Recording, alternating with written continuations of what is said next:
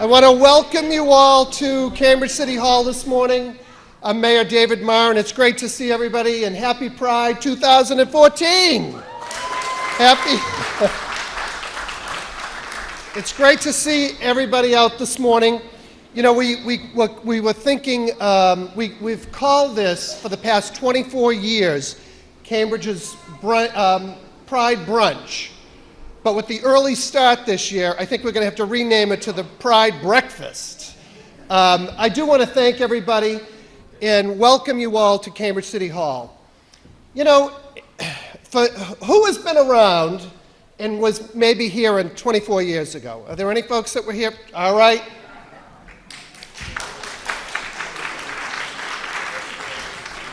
So, how things have changed. And I think that's my message this morning, what I wanted to just talk about for a quick minute, is 24 years ago, then Mayor Alice Wolf decided to, along with the Lavender Alliance, to host this Pride Brunch.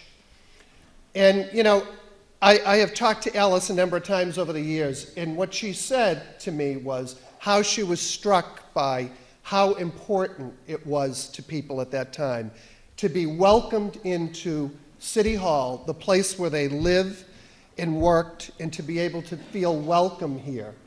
And here we are 24 years later, and in a way we may take some of the achievements and the successes over the past 24 years for granted. But this morning I want to welcome a special guest that is with us this morning, John Wambere, who is right with us here, who is from Uganda. And John is going to talk for a couple of minutes in a little while about really the problems and the obstacles facing gay folks in Uganda. And that is happening, so the success that we have had and the success that we can celebrate here in Cambridge, in Massachusetts, across the United States, there are still people in the world who face these, what seem to be insurmountable odds. And John, with the help of GLAD, is seeking asylum here in the United States. And I think that what we want to do is show our support for John and the people of Uganda, but also people around the world that haven't had it the same way that many of us have. So I do want to just say that as we launch this Pride Breakfast this morning, I want to just welcome some of our city leaders that are here, and chief among them, my good friend and colleague for many, many years, Ken Reeves, former mayor of Cambridge. I'm looking for where she is, but our clerk emeritus, the new title that she has, Margaret Drury.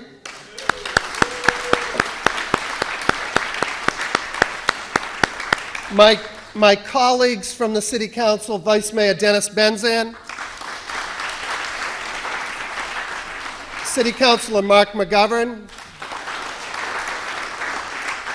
a person who has been with the city for a very, very long time, new in this position this year, but somebody who has been there every step of the way, Rich Rossi, our city manager. And our deputy city manager, Lisa Peterson. And I do have to put a little plug in that if folks on their way out, if you haven't already, stop by on the first floor, the folks from CDD are there, Community Development Department, that are doing kind of outreach into issues facing our city, and just have a little chat with them. They'd love to see you and get your opinion. I also want to just take a quick minute and thank the folks from my office who helped kind of put this morning together. Amelia, Lily, I'm drawing a blank here, Trish, Leo, and Jefferson and Alana, who all work in my office. But the person I want you to give the biggest round to is Ed Byrne, who has helped coordinate today. Ed, Ed was very instrumental in helping to plan the 10-year marriage equality that we just had here in Cambridge and today. And I said to Ed this morning, what's the next party that he's going to be planning? But thank you, Ed, for great work. I greatly appreciate it. And with that, I am going to invite up, one other thank you that I want to do. I want to just also acknowledge and thank the Cambridge Police Department for the fine work that they do. Commissioner Bob Haas,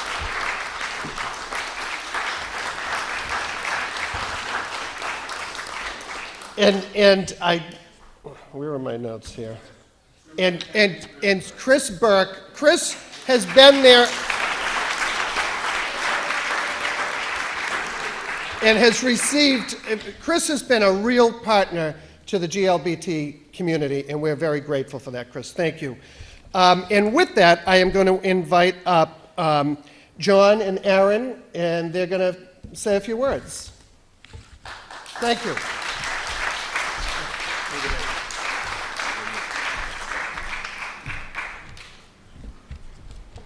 So, hello. I'm John Gintel. I'm one of the co-chairs. Aaron Stone is the other one. Both of us are going to speak and hopefully not bore you too much. So, let me talk a little bit about the GLBT Commission.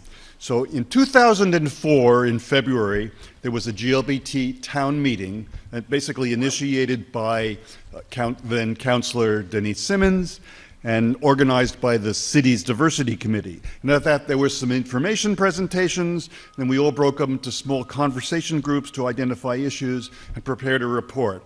And a lot of people brought up a lot of topics. The key three big ones were concerns with the police force, different people running it in those days.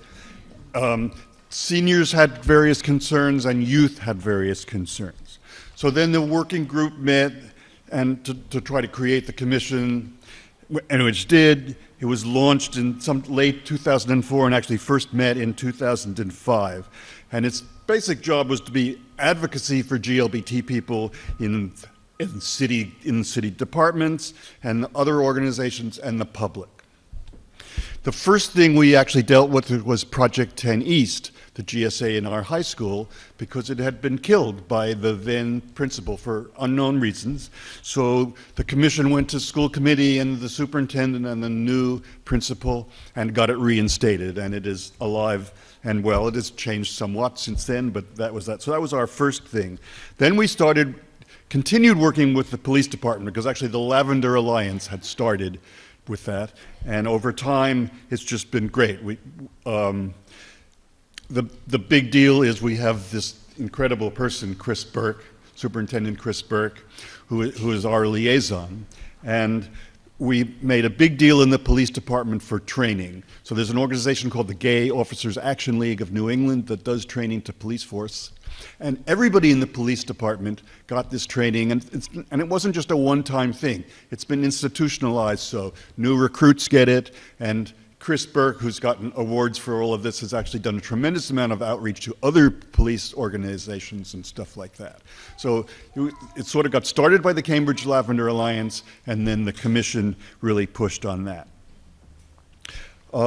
We've been working with the Council on Aging that deals with seniors, and there's some other things that are going to be going on there. In the previous Mayor Marr's term, we had an intern, Carrie Kenst, who did a very comprehensive study of a whole pile of things that could be done, and we've done a bunch of them, and there's still a lot more. One of the things we want to do, another thing we did is when Cambridge started offering same-sex partners in health insurance, there was the issue that the federal government didn't recognize this, and the people were taxed, and we got the city to agree to give stipends to help offset the costs of that. Fortunately, no longer needed. We also got the city to create a gender-neutral bathroom policy. There's still a lot of more work to have more gender-neutral bathrooms, but that was that. We've done a lot of outreach. We've had films and panels. We've had tables at many community events. We have web pages, Facebook, email lists, and stuff like that. And we have some money in the budget for this year coming up to do 2 extensive surveys. One with all healthcare and housing facilities that serve seniors to find out exactly what their policies and practices are with respect to GLBT people. And we have sort of a similar one that we're going to be doing with youth after-school activities, of which we have a huge gamut of them in the city. What are their policies, and more important, what are their practices? Is there the need for some training or not? We don't know. So the idea is to find out. So we're going to be doing that over this year. So with that, I turn over the mic to Aaron Stone. Oh, one other thing. Out on the table, we have a bunch of these tote bags that are actually prepared at the last David Marr administration, but they are nice little tote bags that have the mayor's name and us, and they're convenient, so please go and take some. Hi. I want to start by asking all of the Cambridge GLBT commissioners to just stand and wave. There are some at the door who are womaning the table out there.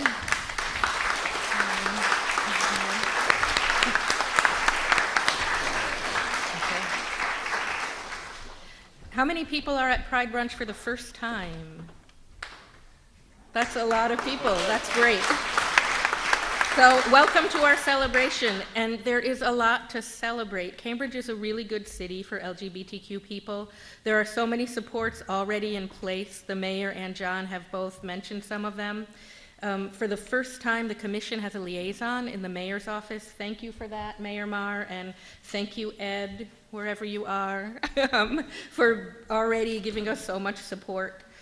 We have a police commissioner and police liaison who are truly dedicated to community policing and making Cambridge safe for everyone and really understanding who is included in everyone. We have a city manager and deputy city manager who are supportive of and understand our work. And because of this, we're hoping that this will be the year that we're able to start something that we have been advocating for a long time, and that is LGBTQ cultural competence training for all city employees in all departments.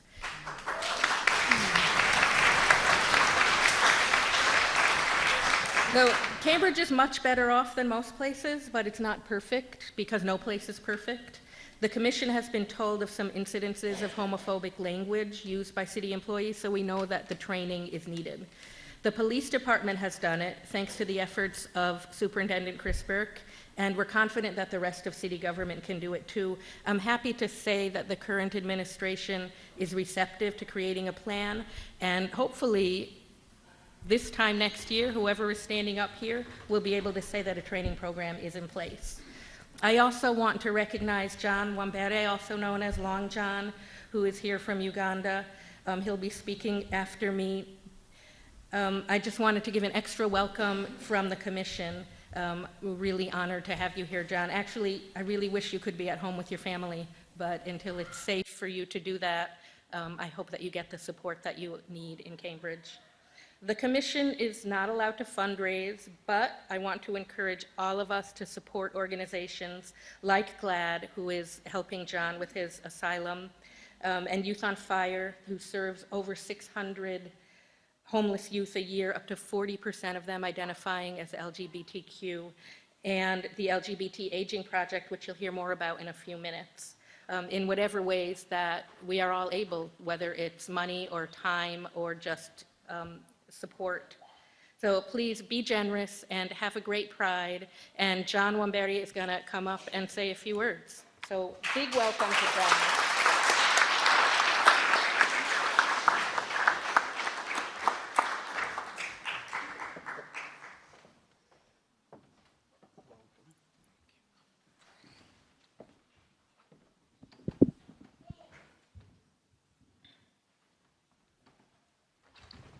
First and foremost, I want to thank Ken for making this possible. I want to thank Steve, who put me in touch with Ken. I want to thank the mayor and the councillors for having accepted to host me here this morning. And I want to thank the community in Cambridge who have been hosting me indirectly.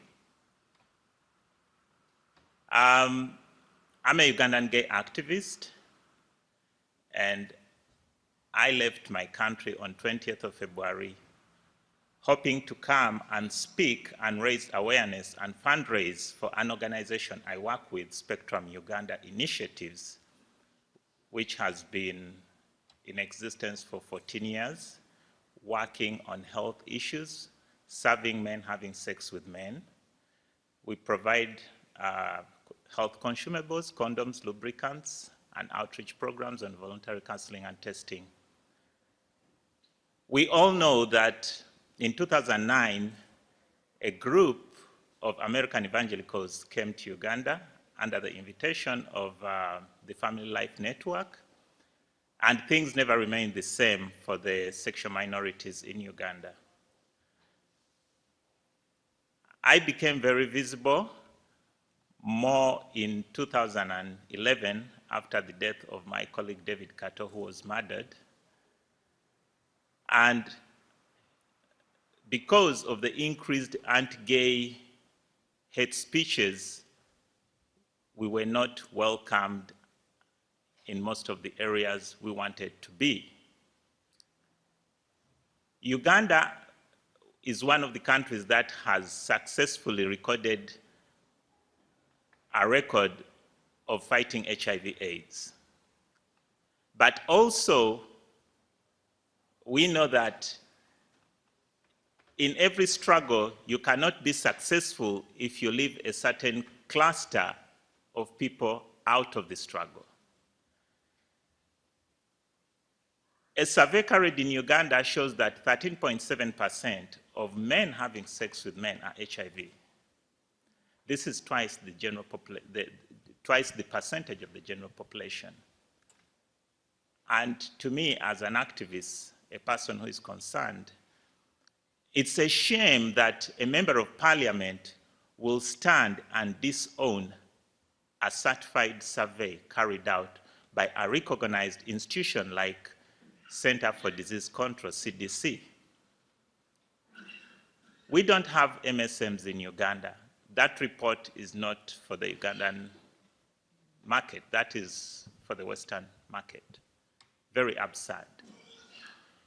When laws are introduced that do not protect a certain cluster of people, then we notice that there is a possibility or a threat of a genocide.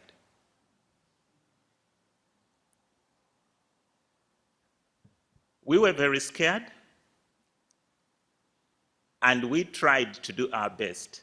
And I must really say thank you very much to the international community, especially the head of state, President Barack Obama, the former Secretary of State, Hillary Clinton, for the encouragement and being so out and bold to speak out and say and tell the world that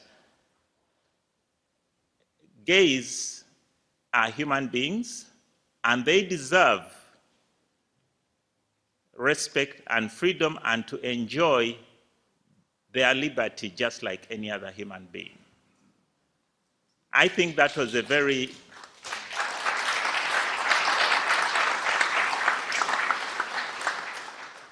to me, that is one of the, each time I remember what was going on at that time, I break down, because these were very powerful speeches that were being sent out to the world. But it's unfortunate that greed of power has changed everything. Governments that are corrupt, impunity, diverting issues that are of interest to the community by trying to target a group of people. This is the situation in my country. Money is swindled, lots of billions of dollars gets lost in the president's office, in the office of the prime minister. Mothers are giving birth under candles. Homosexuality is not Uganda's problem. Growing up, I know they mentioned of men in the neighborhood or in villages who were having sex with other men, but no one went to attack them. No one went to torch their houses. No one went to pull them out of their bedrooms. They lived in harmony. But the evangelicals sowed a seed of hate and a seed of homophobia. And we hold on and blindly follow this. Whereas the countries that introduced harsh laws way back in the 1950s criminalizing same-sex relations have moved on to amend their laws. We are still struggling and holding on to the old laws. In African society, we had religion. We embraced ourselves. Holding hands was a sign of brotherhood, love. Today, when two men hold hands, you could end up in jail. You could end up in being stoned in public. When a bill says abetting and promotion of homosexuality, you cannot talk, you cannot render any services, you cannot defend anyone who is gay. When they talk of aggravated homosexuality, when the police moves in homes and begins to pull out people, parading them before media, when the community begins to stop people, undress them in public to determine whether you're man or woman, it is so dehumanizing, very humiliating, very stigmatizing, traumatizing, name it. That is the scenario we live in Uganda. When I came, I just came to do my work, to lobby, fundraise, and go back home. 3 days when I got into Massachusetts, the president assented to the anti-homosexual bill, which is now law. The following day, the media outed 100 people with pictures, and I was one of the people in the media. The anti-gay groups, the pastors, went on radio mentioning people's names, asking people to act on them, to report, to not stand them in the community. We've had religious leaders like the Muslims say that they are ready to take on from underground whoever is gay. For the first time, the bill united Muslims and Christians. I saw sheikhs going to churches and laying hands on people. It's a miracle. A sheikh going in church and laying a hand on somebody. The opposition and the government have always disagreed on so many things, the oil bill and so many other bills. But for the anti-homosexual bill, it was something that brought them together. They call it the popular bill, the bill with the popular vote. This all lost the whole meaning and it became a political agenda.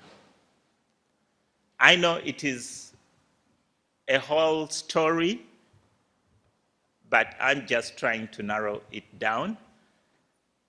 And because of my work, it became very hard for me to take this decision, but I had to, because at one point it would be of disservice for me to go back to Uganda, get arrested, end up in jail, or get murdered. What will I have helped my community? While in Cambridge, I can still do my work. I can raise awareness. I can do my speaking engagements. I can lobby. Organizations that are willing to work with organizations back in Uganda are welcome to do that. Work is going on, but it's underground. In my organization, we had to pull down all the posters that could compromise us should the police walk in. But the office has to be there. Otherwise, people lose hope, and then the next time we have more people dying, committing suicide, more infections, yet we are supposed to be working towards a zero infection. And leaving a home when you are not prepared and leaving a home when you are prepared are two different things. I just took 2 shirts, perhaps, and 3 trousers, because I knew I was on my trip to the US to talk and go back home. I never said bye to my daughter. I never said bye to my family. And at one point, you're like, no, you're not going back. You have to stay. When you become an asylum seeker, most of the times, it is a difficult decision. I know some of my colleagues have taken it as a shame, but I said I'll not bow my head down and bury it in the ground, because it's not out of my will.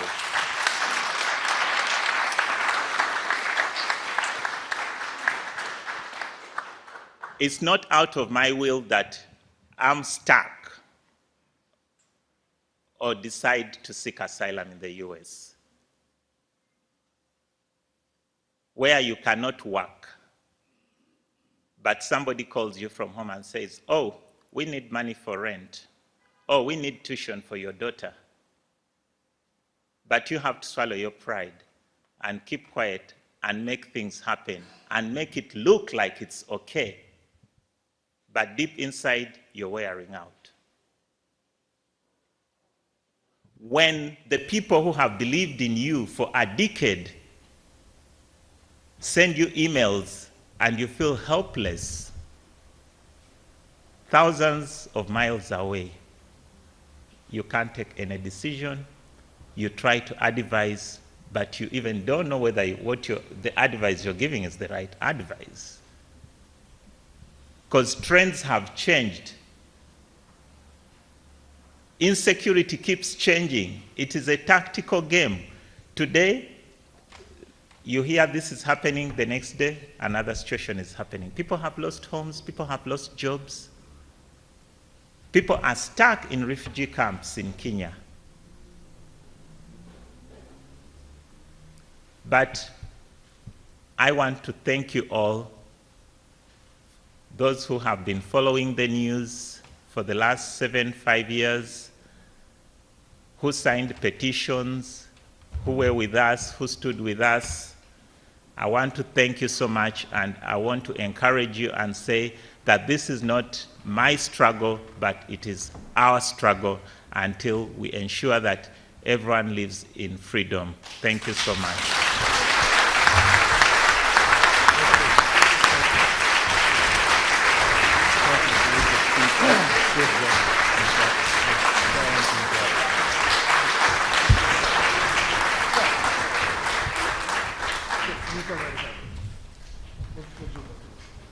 Well, after listening to that, I'm going to come back down to our own little local earth here. So every year at the Pride Brunch, we recognize several individuals or organizations that have been doing work for GLBT people in this city and nearby places.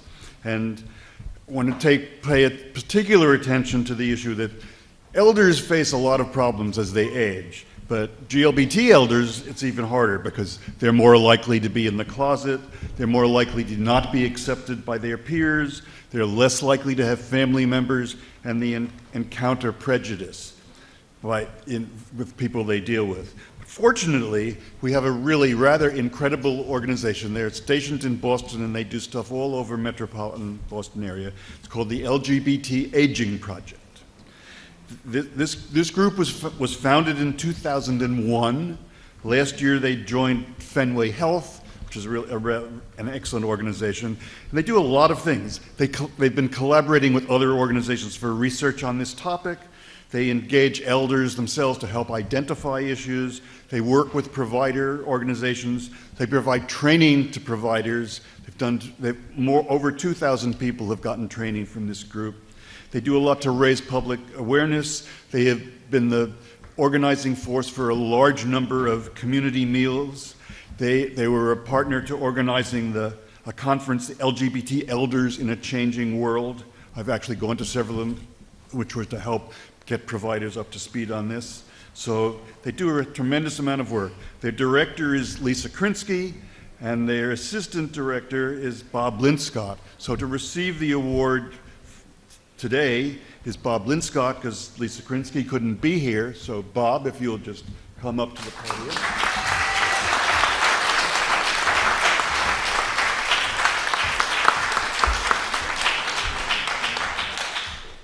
So here's the official proclamation, which sort of says along the lines of things that I said. Bob, go ahead. Great. Thank you so much, Don. I appreciate this. And thank you to the Commission and to everyone here today. This is a great honor, because when you're honoring us, you're really honoring our LGBT elders, and that's huge. I think so many of the folks that we work with feel that the whole movement in the community is so forward-looking, and it's kind of forgotten to look backwards and left them behind. And so this really, folks, we knew we had our big Pride luncheon yesterday, and folks were so excited that we were getting this award today, because I am sure they felt like they were getting the award as well. I think that when as an LGBT community, we are looking about so many of the things that what we can do, and around the work after marriage equality, things like that, and especially when we do things and working with youth, you're creating a world, a better world, that we can leave our legacy behind, so that our younger people can inherit. But I need to always remind people that we have to be thinking, we have to be looking forward and backwards. And the population that we work with, they don't have a whole lifetime. We need to do this work right now, because we need to get folks to be thinking about what's the next 10 years going to be like, especially when you think about housing. Where can you go to when you can't be in your home anymore and you need those supports? So these are really important issues, and I want to make a plug. We're so blessed here in Massachusetts. So many incredible things are happening, and we lead the way in a lot of areas, starting with marriage, of course. But we just launched the first in the country's statewide commission on LGBT aging, and we're doing a listening session this Tuesday at the State House. So please, I've left a whole bunch of these flyers there, but so please come out to that, because we need to be thinking about what are the things that we need to have in place, and recommendation needs to be done right away and right now, including some of the areas around housing and some of the other things that John was talking about here and happening in the city of Cambridge. Because folks, in every community like Cambridge, there are elders that are living in nursing homes and assisted livings that we don't even know about, that really feel like they're cut off completely from the community. So these are the folks we need to find. And I also want to make one more plug. One of the initiatives that I am just so happy and so proud of that we've just started is we've just started the LGBT Elders of Color initiative, and now we have over 100 people strong, part of this from all across the state. And we've been holding big events. The next one we want to be doing, and we're working with Councillor Simmons on this, is to be hosting that in Cambridge, to collect more of the folks that are here in this area too, to become a part of that. So we look forward to be working and seeing more of you guys with that work too. So again, thank you so much for this incredible honor. And I'm sorry, I feel like I'm totally dining and dashing, but I have to go and wrangle 101 LGBT older adults into 3 trolleys and get them all in place before the pride goes. So I gotta run out the door, so thank you.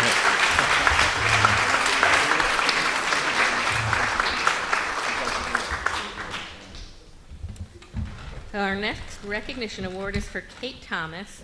Kate has been a social worker at Somerville Cambridge Elder Services for almost a decade. She co-founded the Cambridge Cafe, a monthly dinner event for LGBT seniors, and was instrumental in its recent move to its new site at Riles Jazz Club. She's been an leader in educating the elder services community about the needs of LGBT seniors, and a trailblazer in increasing public awareness and of advocating for issues that impact their lives. She's been committed to including seniors of color and in bringing voices of LGBT seniors to all of us. I first met Kate when she and the commission worked together a couple of years ago to present a screening of the film Jen Silent and a panel discussion on LGBT aging issues. We had over 200 attendees, many of them elder care professionals who really were not familiar with these issues and then brought them back to their agencies. We couldn't have had such a successful event without Kate, and I came to admire her dedication and her passion and her compassion. And it's clear that, well, I've seen her in the center of throngs of seniors, and it's just clear that she is loved and admired by them for her commitment and generosity, as well as for her professional skills. So I am so pleased to present this recognition award to Kate Thomas.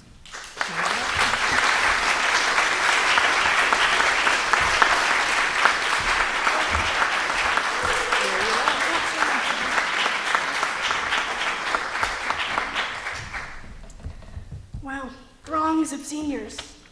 She's right, that's where I like to be, actually.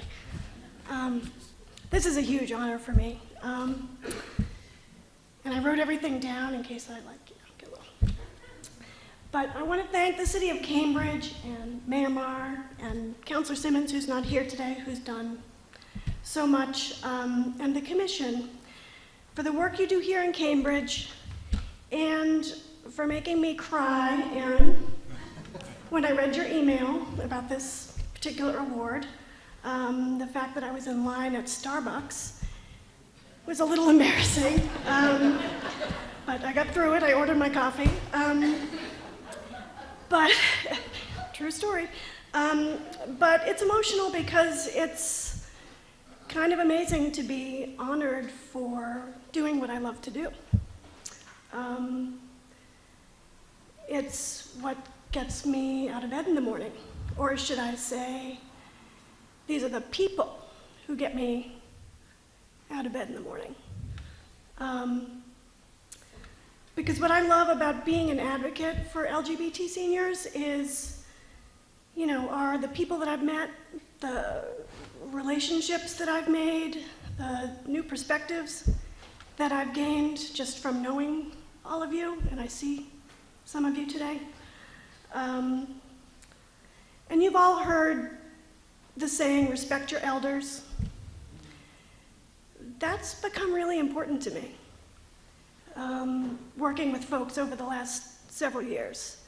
And so I'm using today as an opportunity to put the spotlight on my LGBT elders, because these are friends and role models and mentors and real people who got us where we are today.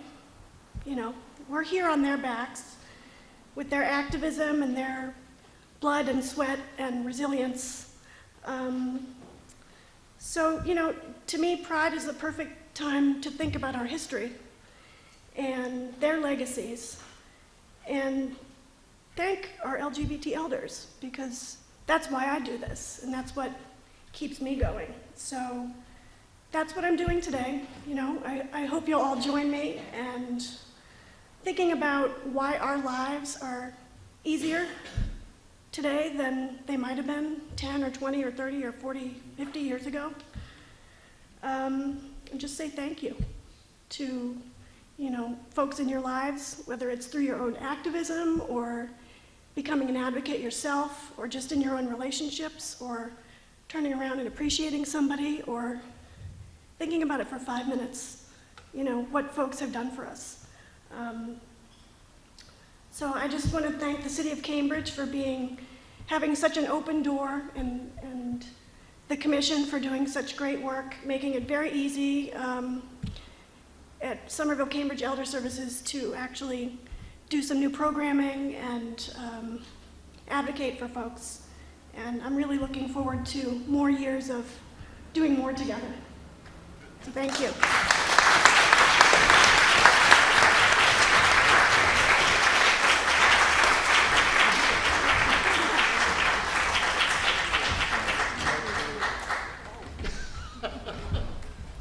morning, everyone. I come out of a tradition where we wax and wane and preach extemporaneously. And I got many emails from numerous people that I don't even think were on the LGBT Commission saying pretty much hit it and quit. So in order to hit it and quit, the only way I could do that is to stay on text then, although I can't promise you this, because I am presenting to someone that I absolutely admire. But it is an honor to be here this morning, and I'm filling in for the Honorable Denise Simmons. I told Denise that that's a very, not only august,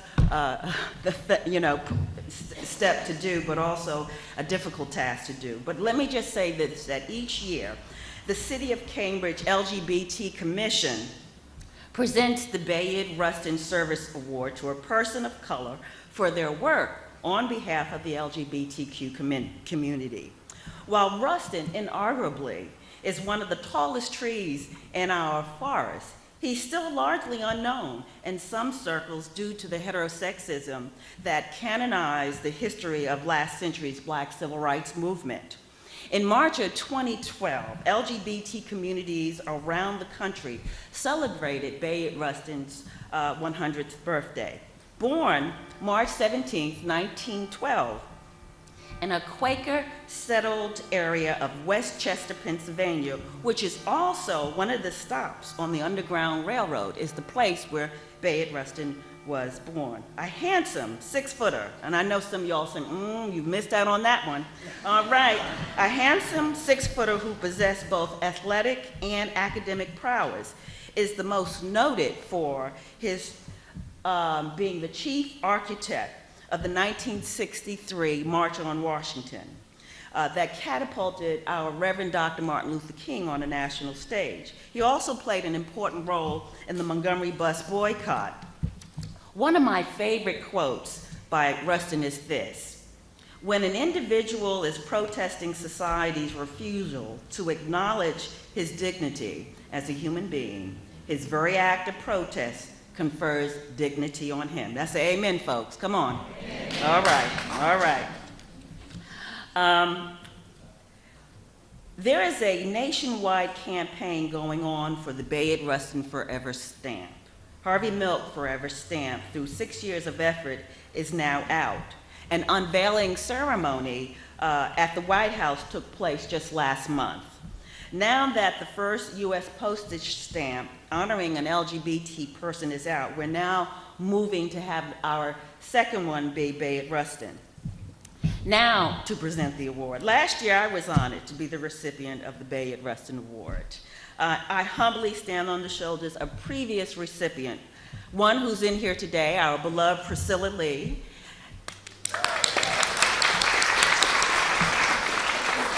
Our first awardee, my mentor and friend, the late Dr. Reverend Peter Gomes of Harvard University.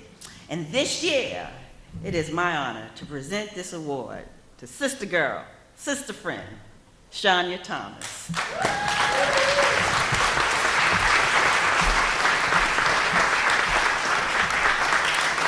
I just got to say a few things about Shania, because Shania is not the type of person to talk about herself. So when you see her at the end of the service, give her a hug, okay, for all the work that she does.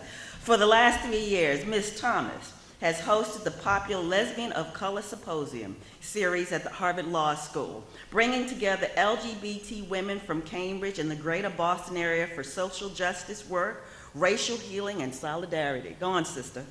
Through LOCS, Ms. Thomas has organized a number of educational forums. One coming up is the screening and post-panel and discussion of The New Black, a new documentary about marriage equality issues that focuses on the campaign in Maryland. Additionally, Ms. Thomas speaks for the needs of women of color at events around the country.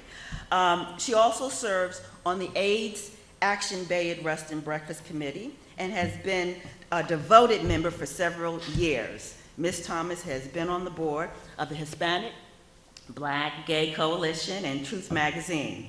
2013, she was the recipient of the Audre Lorde Trailblazer Award. And so this year, girlfriend, you're the honoree of our Bayard Rustin. Now, come on.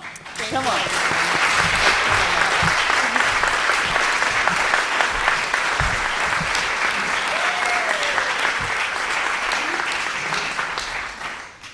Thank you, Reverend Irene Monroe. Thank you, City of Cambridge, and thank you, City of Cambridge GLBT Commission, for awarding me this honor. I really, really appreciate it, and I am so humbled today. I'm extremely honored to receive the Bayard Rustin Service Award. I'm so proud to stand alongside the previous awardees, Reverend Irene Monroe, Priscilla Lee, and Reverend Peter J. Gomes. Being acknowledged for fulfilling my passion, community building, is the greatest reward.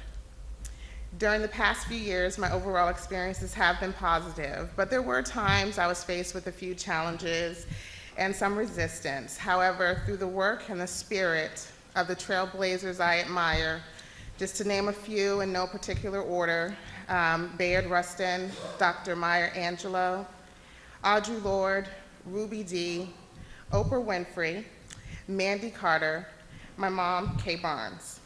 I've learned to push forward, be persistent, and patient to overcome my obstacles. And through perseverance, my vision will be fulfilled. This is the reason I stand before you today. I'd like to extend a special thank you, and I promise I'll keep the list short, and again, it's in no particular order.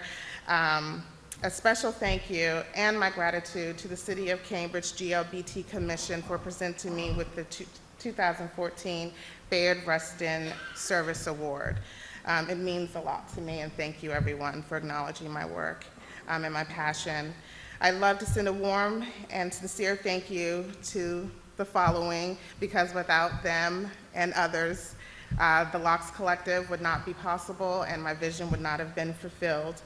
And to start off, I'd like to thank the Harvard Law School Lambda and alumni, John Day, Daniel Purifew, Tahir Golden, Asad Rahim, also Dr. Kim Parker, Robert Harris, Samaria Johnson, William Graves, Catherine Bisham, and Henya Hadler of Fenway Health, Lily Marceline of the Resident Sisterhood Project, Irvine Golson of the ABCD Health Services, Tori Stevens, AIDS Action Committee, and the Bayard Rustin Breakfast Committee, the Rainbow Times, Edge Boston, my co-founders and sisters, Takesha Morgan and Letitia Johnson, Mandy Carter, Priscilla Lee, Sue Hyde, and the National Gay and Lesbian Task Force, Denise Simmons, Reverend Irene Monroe. And in closing, I'd like to say I'm looking forward to working with most of you in this room, if not all of you, in the near future, and to continue to encourage, empower, and educate LGBTQ women of color and our allies through advocacy, programming, and networking. Have a wonderful Pride. Thank you.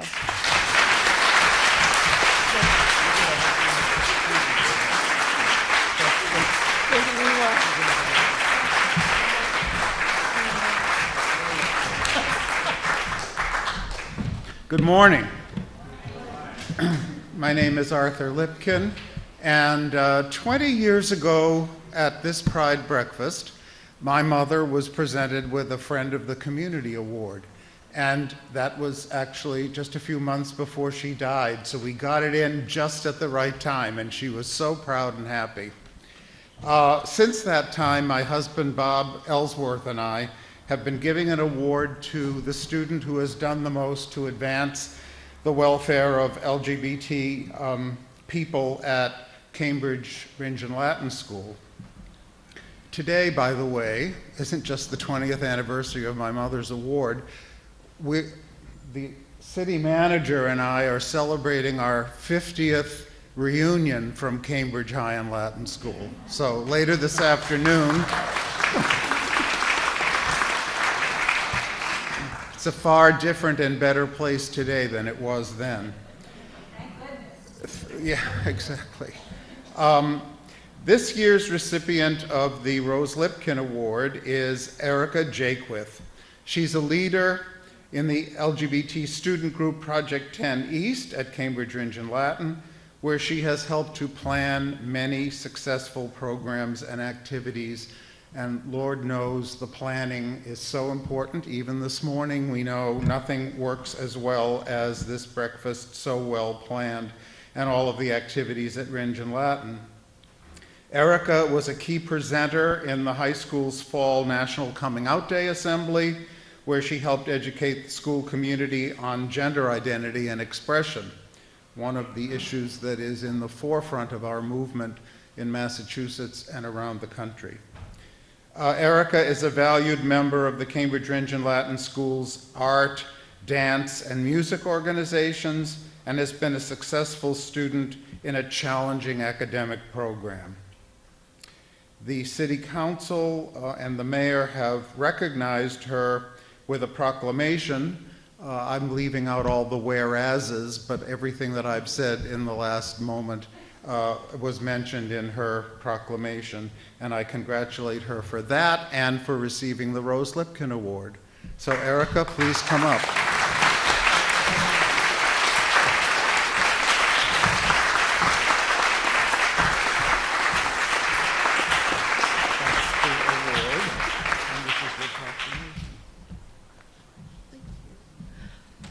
Well, I don't have as much to say as those who came before me, but I just wanted to say a quick thank you to Ed Byrne, who runs Project 10 East at Cambridge Ringe and Latin.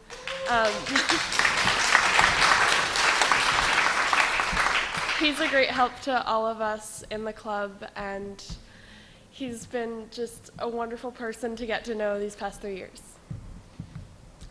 Thank you all of you for coming today, and I'm so honored to be getting this today.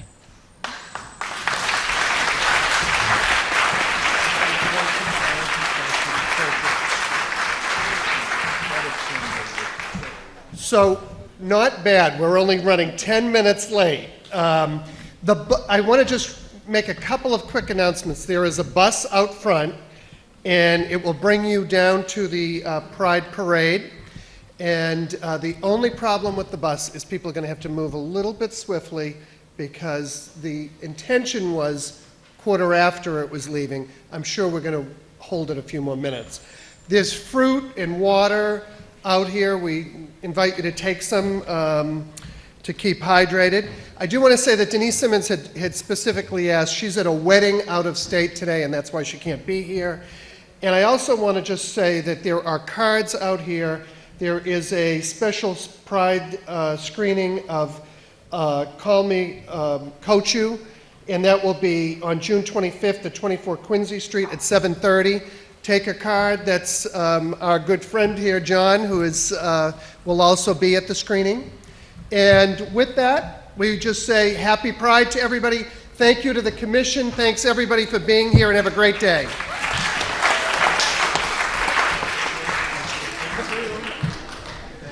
We made up those 2 minutes.